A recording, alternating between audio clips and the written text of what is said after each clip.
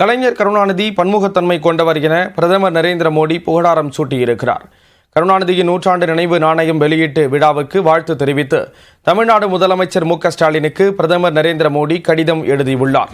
அதில் இந்தியாவின் புகழ்மிக்க மகன்களில் ஒருவரான கலைஞர் கருணாநிதியின் நூற்றாண்டு நினைவு நாணயம் வெளியிடுவது மிகவும் முக்கியத்துவம் வாய்ந்தது நிகழ்ச்சி என குறிப்பிட்டுள்ளார்.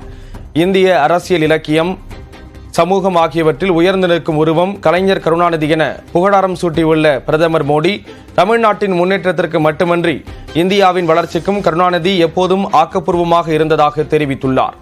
தமிழ் மொழி கலாச்சாரத்தை வளர்க்க பன்முக திறமை கொண்ட கலைஞர் கருணாநிதி மேற்கொண்ட முயற்சிகள் இன்றும் மக்களால் நினைவு கூறப்படுவதாகவும் அவர் குறிப்பிட்டுள்ளார்.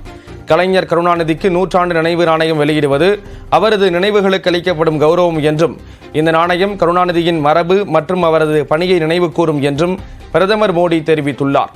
இந்த சிறப்புமிக்க தருணத்தில் கலைஞர் கருணாநிதிக்கு தனது இதயபூர்வமான மரியாதை செலுத்துவதாக பிரதமர் மோடி தனது கடிதத்தில் குறிப்பிட்டுள்ளார்.